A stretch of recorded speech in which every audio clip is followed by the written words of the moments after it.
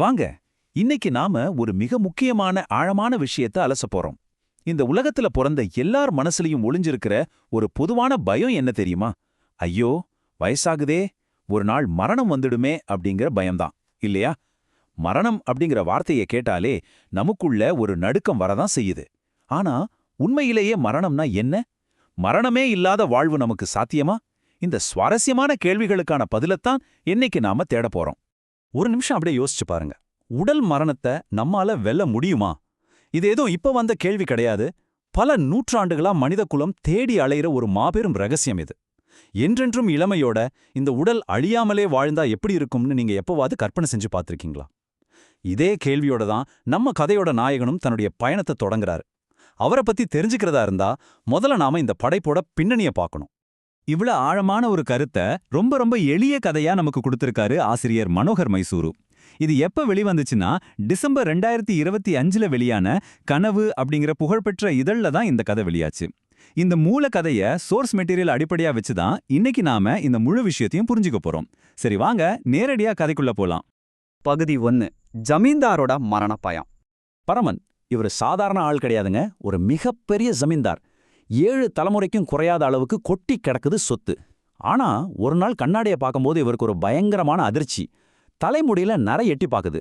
அவ்வளவுதான், நமக்கு வயசாக ஆரம்பிச்சிடுச்சு, மரணம் நெருங்கிடுச்சுன்னு பயம் அவரை துத்திக்குச்சு. சரி, இவருக்கு ஏன் என்றென்றும் வாழணும்னு இவ்வளோ ஆசை தெரியுமா?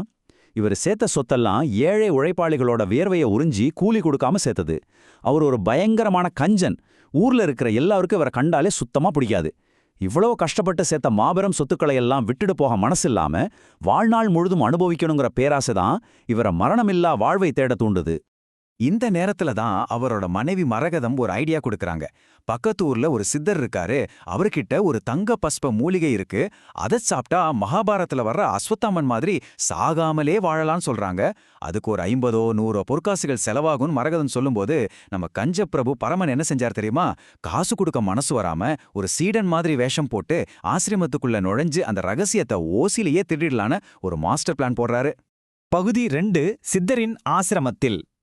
இரு உலகங்களின் மோதல். பரமன் தன் பிளான் படியே ஆசிரமத்துக்கு போய் இறங்குறாரு. ஆனா அங்க போனா சீன் அப்படியே வேற. இங்க தான் 2 வேறுபட்ட உலகங்களுக்கு நடுவுல ஒரு பெரிய மோதலே ஆரம்பமாகுது. ஒரு பக்கம் நம்ம ஜமீன்தார் அவரோட வழக்கமான அந்த பகட்டான பட்டு உடைகளோட கர்வமா நிக்கிறாரு. ஆனா ஆசிரமத்துல பாத்தீங்கன்னா ஆடம்பரத்துக்கே இடமில்ல. எல்லாரும் ரொம்ப எளிமையான உடைகள்ல அமைதியாவும் சுறுசுறுப்பாவும் வேலை செஞ்சிட்டு இருக்காங்க. பரமன் கிட்டையும் எளிய ஆடைய கொடுத்து அன்னைக்கு ஓய்வெடுக்க சொல்றாங்க. இவரோட கர்வத்துக்கு விழுந்த முதல் அடி இதுதான். அடுத்த நாள் காலையில சித்தரை நேர்ல பாக்குறாரு பரமன். மரணத்தை வெல்ற ரகசியம் உங்களுக்கு தெரியும்னு கேள்விப்பட்டேன், நான் உங்க சீடனா இருக்க விரும்புறேன்னு சொல்றாரு. சித்தர் எதுவுமே பேசல, லேசா சிரிக்கிறாரு. அங்க ஒரு ஆழமான நிசப்தம். திடீர்னு சித்தர் வாயை திறக்கிறாரு. பரமா, நீ ஒரு பெரிய ஜமீன்தார், கோடிக்கணக்கான சொத்துக்களை ஆள உயிருடன் இருப்பாயா என்ற பயத்துல தானே இங்க வந்திருக்க அப்படின்னு கேக்குறாரு. இத கேட்டதும் பரமனுக்கு அப்படியே தூக்கி வாரி போடுது. நம்ம யாரு, நம்ம சீக்ரெட் என்னன்னு இவர் எப்படி கண்டுபிடிச்சாருன்னு உறைஞ்சு போய் நிக்கிறாரு. பகுதி 3. சிரஞ்சீவி ரகசியம். அந்த அதிர்ச்சியிலிருந்து பரமன் மீள்றதுக்குள்ள இங்கே ஒரு மிகப்பெரிய ட்விஸ்ட் காத்துக்கிட்டு இருக்கு. தன்னோட முகத்தை நல்லா உற்று பார்க்க சொல்றாரு சித்தர். முகத்தை உத்து பார்த்த பரமனுக்கு பேரெதிர்ச்சி.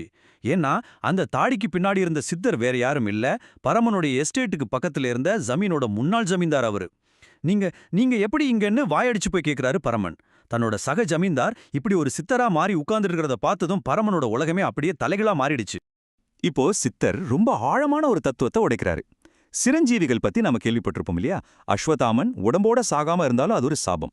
அவன் சபிக்கப்பட்ட சிரஞ்சீவி. ஆனா மகாபலி, அவர் அசுர குலத்துல பிறந்தாலும் அவரோட மாபெரும் கொடையால தேவர்களுக்கும் மேலா போற்றப்படுற ஒரு சிரஞ்சீவி. இப்போ சித்தர் ஒரு நெத்தியடி கேள்வி கேட்கிறாரு. பரமா, இதுல உனக்கு எந்த வகையான மரணமில்லா வாழ்வு வேணும்? நீங்களே கொஞ்சம் யோசிச்சு பாருங்க.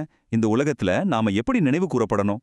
சித்தர் வெறும் அட்வைஸ் மட்டும் பண்ணல, அவர் தான் வாழ்நாள்ல என்ன செஞ்சாருன்னு இப்போ வெளிப்படுத்துறாரு. தன்னோட சொத்துக்கள் எல்லாத்தையும் அறக்கட்டளைகளா மாத்தி ஏழைகளுக்கு கொடுத்துட்டாரு. மக்களோட பசிய போக்குனாரு, நோய்களை தீர்த்தாரு, அவங்களோட உடல் மனநலனை பாதுகாத்தாரு.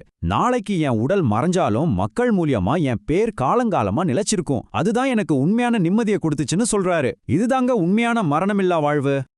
இந்த எபிசோடோட மிக முக்கியமான பாயிண்ட் இதுதான். சித்தரோட இந்த வார்த்தைகள் பரமனோட மனசுக்குள்ள ஒரு பெரிய மாற்றத்தை ஏற்படுத்துது. உடம்ப வச்சுக்கிட்டு உட்கார்ந்துருக்கிறது சிரஞ்சீவித்தனம் கிடையாது, நாம செய்யற சேவையும் நம்ம பண்பும் தான் காலம் கடந்தும் நிக்கும்னு பரமன் உணர்றாரு. நான் வாழ்ந்தது சொத்துக்காக, ஆனா நான் வாழ்ந்திருக்க வேண்டியது மனிதர்களுக்காக அப்படின்னு அவர் மனசுல ஒரு பெரிய பல்ப் எரியுது. இதுதான் இந்த ஒட்டுமொத்த கதையோட உச்சக்கட்டமே. இறுதி பகுதி, மரணத்தை வென்ற பரமன். கரெக்டா அந்த நொடியில பரமன் மரணத்தை வென்றுட்டாரு.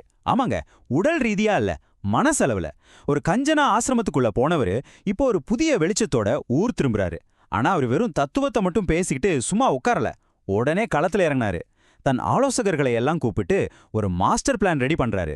தங்கிட்ட இருந்த அத்தனை சொத்துக்களையும் கல்வி, மருத்துவம், மக்களோட வாழ்க்கை மேம்பாடுன்னு பல வகையா பிரிச்சு மக்களுக்கு அர்ப்பணிக்கிறாரு. ஒரு தத்துவத்தை உடனே செயலுக்கு கொண்டு வந்ததுதான் பரமனோட உண்மையான வெற்றி. அப்போ மரணமில்லா வாழ்வு அப்படிங்கிறதுக்கான உண்மையான அர்த்தம் என்ன? நம்ம உடல் சாகாம இருக்கிறது இல்ல, ஒரு மனிதனோட பேரு, அவனோட நட்பண்பு, அவன் மத்தவங்களுக்கு செஞ்ச அளப்பரிய சேவை, இது எல்லாமே காலத்தை கடந்தும் இந்த உலகத்துல நிலைச்சிருக்கிறது தான் உண்மையான மரணமில்லா வாழ்வு. சொத்தை கட்டிக்கிட்ட அழுத வரைக்கும் பரமன் ஒரு கஞ்சன், ஆனா அது கொடுக்க ஆரம்பிச்சதும் அவன் மரணத்தையே வென்ற ஒரு சிரஞ்சீவி ஆயிட்டான். மனோகர் மைசூர் எழுதிய இந்த கதை ஜமீன்தாருக்கு மட்டும் சொல்லப்பட்ட பாடம் இல்லைங்க, இது நம்ம எல்லாருக்குமான பாடம். இப்போ உங்களை பார்த்து நான் இந்த கேள்வியை கேட்கறேன். உங்களுடைய மரபு, அதாவது உங்க லெகசி என்ன? நாம இந்த உலகத்தை விட்டு போன பிறகு நம்ம பேர் எப்படி இங்க நிலைச்சிருக்கும்? நம்ம சேர்த்து வைக்கிற பேங்க் பேலன்ஸா, இல்ல நாம செஞ்ச உதவிகளா? எது காலத்தை கடந்து நிக்கும்னு ஒரு நிமிஷம் ஆழமா சிந்திச்சு பாருங்க. உங்களோட உண்மையான மரணமில்லா வாழ்வு இன்னிக்கே தொடங்கட்டும். கனவு டிசம்பர் 2025 இதழில் வெளியான இந்த அற்புதமான கதை கண்டிப்பா உங்களுக்குள்ள ஒரு தாக்கத்தை ஏற்படுத்தியிருக்கும்னு நம்புறேன். மீண்டும் ஒரு ஆழமான அலசல்ல சந்திப்போம். நன்றி.